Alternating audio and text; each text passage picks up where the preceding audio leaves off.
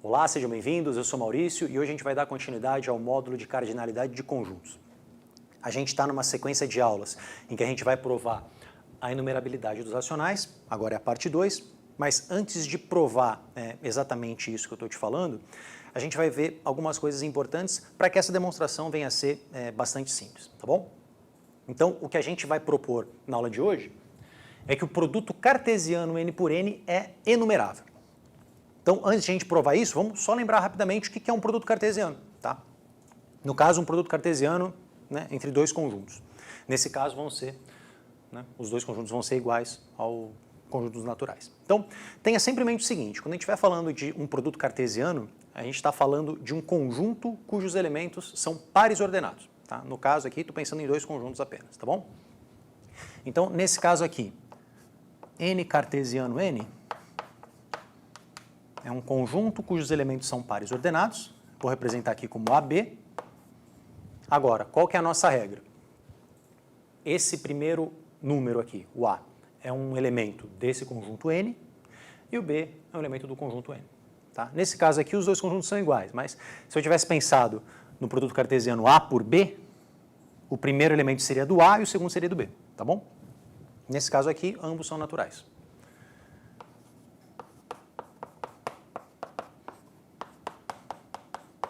Tá bom? Esse primeiro aqui tem a ver com esse. E o segundo tem a ver com esse. Ok. Uma vez lembrado o que é o produto cartesiano, vamos voltar para a proposição. O produto cartesiano n por n é enumerável. Bom, uma coisa a mais aqui é que esse conjunto aqui, que eu escrevi usando um monte de letra, a gente pode visualizar aqui no plano cartesiano. Então, se a gente pensar nos dois menores números naturais possíveis, 0, no caso 0 e 0, Então, pego o menor natural para colocar aqui e o menor natural para colocar aqui. 0, 0 seria um par ordenado que eu estou representando por esse ponto aqui. Agora, os outros elementos do conjunto n cartesiano n estão aqui, ó. 1 com 0, 2 com 0, 3 com 0, 4 com 0, 5 com 0. Todos esses pontos que eu estou marcando aqui de vermelho são elementos do n cartesiano n. E é claro que eu não estou conseguindo representar todos, porque aqui eu continuaria, 6 com 0, 7 com 0, 8 com 0, 6 com 1, 7 com 1, 8 com 1. Então, claramente, esse conjunto é infinito. Afinal de contas, se eu pegar, por exemplo, só os elementos, só os pontos aqui, que estão sobre o eixo horizontal, eu já tenho infinitos pontos. Certo? Agora, quem dirá se eu pegar todos aqui, Agora, a proposição é que esse conjunto é enumerável, ou seja, ele é equivalente ao conjunto dos números naturais. Aí você pode, no primeiro momento, ficar surpreso. Pô, mas como assim esse conjunto é equivalente aos naturais? Se eu acabei de contar os naturais aqui embaixo, se eu estiver pensando exclusivamente aqui na primeira coordenada aqui do ponto, Aqui eu tenho todos os naturais. Pô, eu não tenho mais números aqui do que o conjunto dos naturais? Pois é, como a gente já tinha falado, esse módulo de vez em quando nos surpreende um pouco. Agora, vamos primeiro tentar pensar naquela nossa definição intuitiva. O que vem a ser um conjunto enumerável? Um conjunto enumerável é um conjunto que eu consigo listar todos os elementos, seguindo algum critério e ninguém fica de fora. Definição intuitiva. Agora, se eu listar esses elementos daquele jeito que eu tinha proposto inicialmente, vários elementos ficarão de fora. Então, talvez essa não seja uma boa estratégia. Agora, a saída bem inteligente para esse problema aqui, para eu verificar que esses caras são enumeráveis de uma forma intuitiva, é eu pensar da seguinte maneira. Digamos que esse cara aqui vai ser associado ao 0, esse daqui vai ser associado ao 1, esse daqui vai ser associado ao 2, esse daqui vai ser associado ao 3, esse ao 4, esse ao 5, esse ao 6, esse ao 7, esse ao 8, esse ao 9. Então, qual é o critério que eu estou usando aqui? Eu estou pensando nas diagonais. Então, qual seria a próxima diagonal aqui? Bom, se eu peguei essa, depois essa, depois essa, depois essa, a próxima diagonal estaria aqui. Então, seria o 10, o 11, o 12, o 13 e o 14. Agora, você consegue perceber que se eu continuar usando esse mesmo critério, eu vou acabar passando por todos os pontos desse n cartesiano n? A próxima diagonal estaria aqui, né? Eu teria que pegar o próximo elemento aqui de cima, que não está marcado, e varrer essa diagonal aqui. Depois eu continuo com esse mesmo critério. Então, de uma maneira intuitiva, a gente já consegue perceber que esse conjunto é um conjunto enumerável. Legal. Agora, e se eu quiser deixar isso um pouco mais formal, se eu tentar realmente agora provar usando a definição do que vem a ser um conjunto enumerável? Será que a gente está lembrado do que é, né, qual é a definição para esse caso aqui? Para eu provar que esse n cartesiano por n é enumerável, eu preciso encontrar uma função que leve cada um dos elementos desse conjunto ao n e que essa função seja bijetora.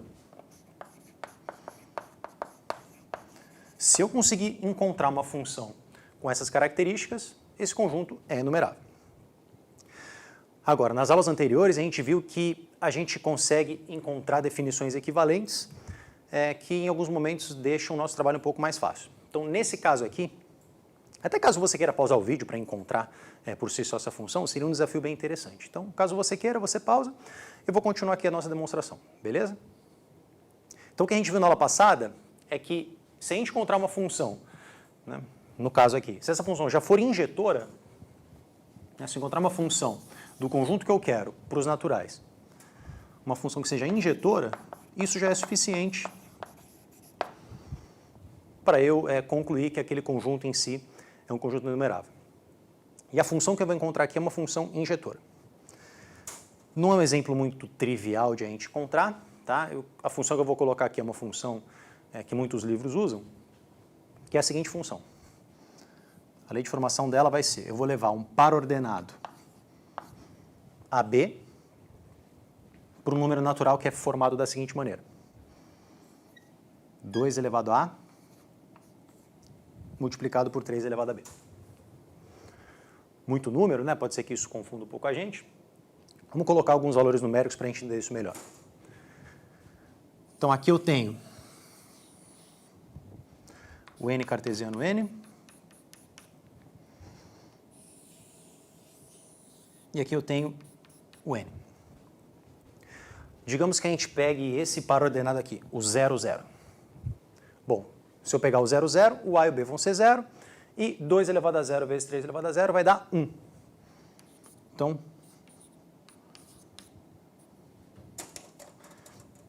essa é a relação aqui, do primeiro elemento com o número 1.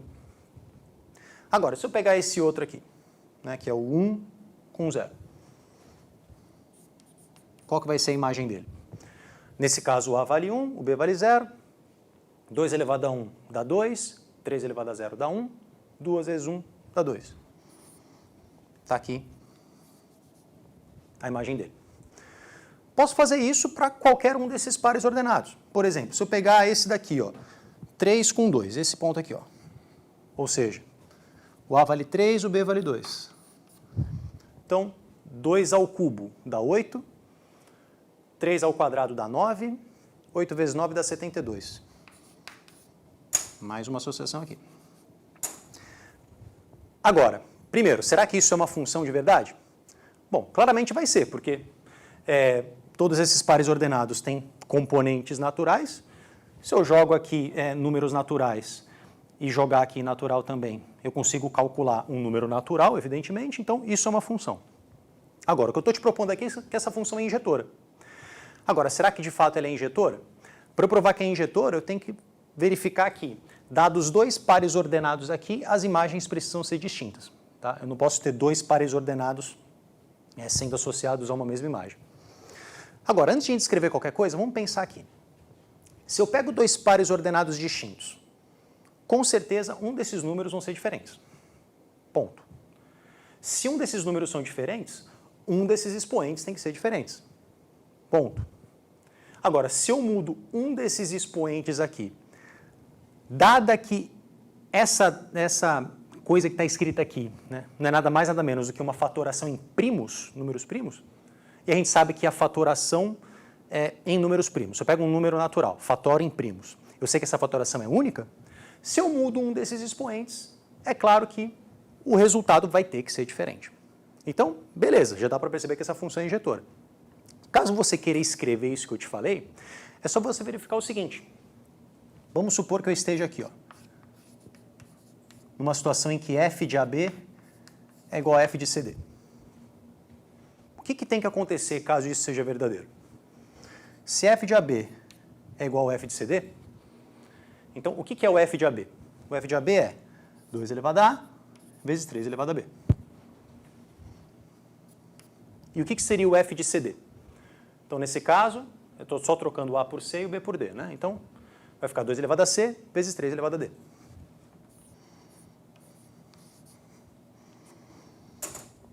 Agora, mais uma vez, como a gente sabe que todo número natural pode ser fatorado, né? Pode ser decomposto em fatores primos, e essa decomposição é única, então não é muito difícil a gente verificar que esses expoentes precisam ser idênticos, né? O A tem que ser igual ao C e o B tem que ser igual ao D.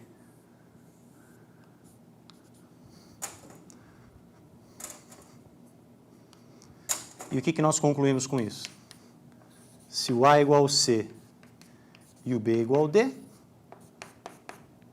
então o par ordenado AB tem que ser igual ao par ordenado CD. Ou seja, se dois pares ordenados têm a mesma imagem, então esses pares ordenados precisam ser idênticos. Então, função claramente injetora. Não preciso nem olhar se essa função é bijetora ou não, tá? Mas aqui, né, ficaria até um pequeno desafio, se você quiser pausar mais uma vez o vídeo para verificar se a função é bijetora ou não. Vou te dar aqui uns 2 segundos para você pausar, caso você queira, e vou te mostrar aqui rapidamente se ela é ou não, tá bom? E aí, função bijetora ou não? Claramente não é bijetora, certo? Por exemplo, se eu pensar no número natural 7, a gente sabe que o 7 não pode ser decomposto em fatores 2 e 3. Então esse número é um número que não está sendo usado aqui no contradomínio, é um número que está fora do conjunto de imagem. Então se essa função não é sobrejetora, ela não pode ser bijetora, não é mesmo? Legal. Então vamos lá para o próximo quadro para a gente dar continuidade na aula de hoje. Bom, a segunda proposição da aula de hoje é a seguinte. Se A e B são enumeráveis, então A cartesiano B é enumerável. Mais uma vez, se você quiser pausar o vídeo e tentar provar isso para mim, legal. Se não, a gente continua aqui junto, tá bom? Bom, vamos lá. Vamos ler aqui o que a gente tem escrito. Estou falando para você que A e B são conjuntos enumeráveis. Então, o que a gente pode afirmar com isso? Se o A e B são enumeráveis, então a gente sabe que existe uma bijeção entre A e os naturais. Vamos chamar essa bijeção aqui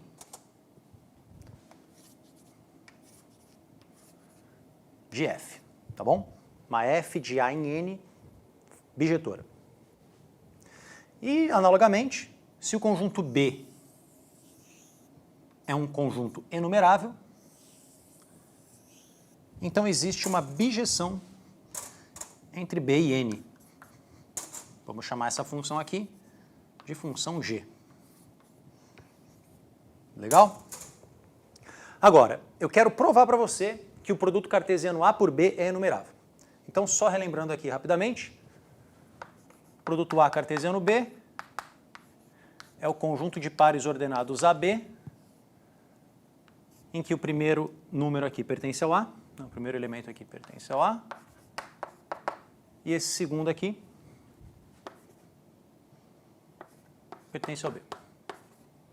Então, só para clarear, os elementos do produto cartesiano são pares ordenados, no qual essa primeira componente aqui é um elemento do A e a segunda é um elemento do B. Bom, então para a gente provar que esse conjunto é enumerável, a gente precisa encontrar uma função. Vamos chamar essa função aqui de h, já que nós já usamos fg. A gente precisa encontrar uma função h de A em B para os naturais, né, por exemplo. A gente precisa encontrar uma bijeção entre essa função e um conjunto enumerável. O conjunto enumerável que eu vou escolher aqui agora não vai ser os naturais, não. Vai ser o n cartesiano n. Vou fazer isso daqui porque a demonstração fica bem simples, tá bom? Então, eu quero encontrar uma função de a cartesiano b em n cartesiano n que seja injetora ou bijetora. Se eu encontrar uma função que é injetora, beleza. Se eu encontrar uma função que é bijetora, beleza também.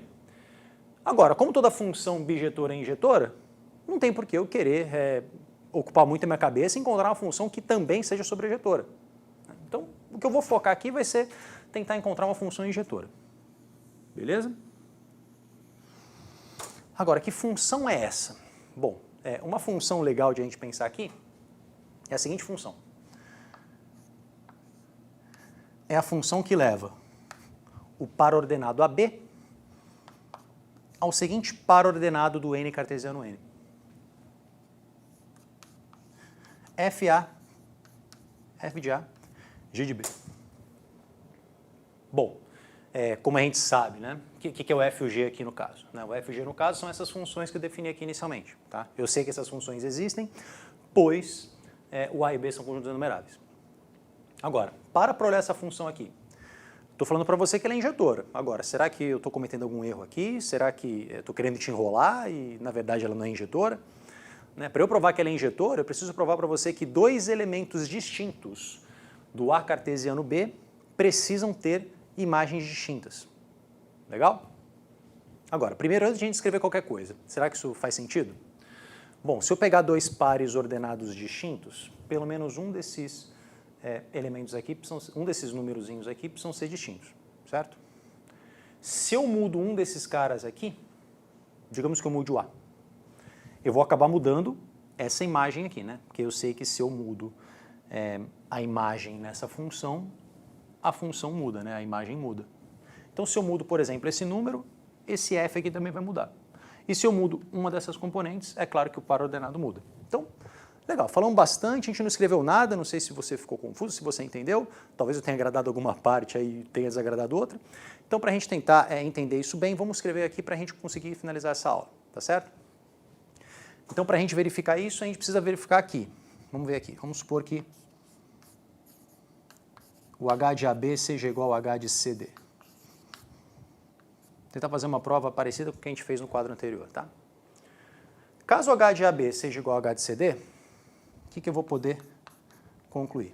Bom, o H de AB é o F de A, G de B. E o H de CD, vou apagar aqui, seria o F de C e o G de D. Agora, se esses pares ordenados são iguais, o que a gente pode concluir é que esse F de A precisa ser igual ao F de C,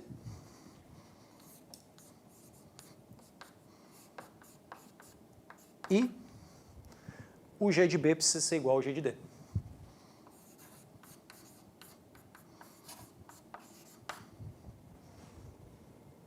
Mas, como eu sei que a função f é bijetora, eu sei que se o f de A é igual ao f de C, então o A tem que ser igual ao C.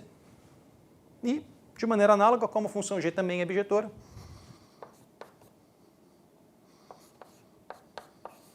B tem que ser igual ao D. Legal? E aí, provei ou não provei? Provei que a função é injetora, né? E se a função é injetora, o que eu posso concluir é que o A cartesiano B é um conjunto enumerável. Bom, tudo isso que a gente viu na aula de hoje, né, ainda não é exatamente a demonstração da enumerabilidade dos racionais, mas são ferramentas que vão ser muito úteis na demonstração. A gente vai ver que a demonstração vai ficar bem simples caso a gente tenha esses conceitos bem firmados na nossa cabeça, tá bom? É isso aí, te espero na parte 3 dessa aula. Até lá.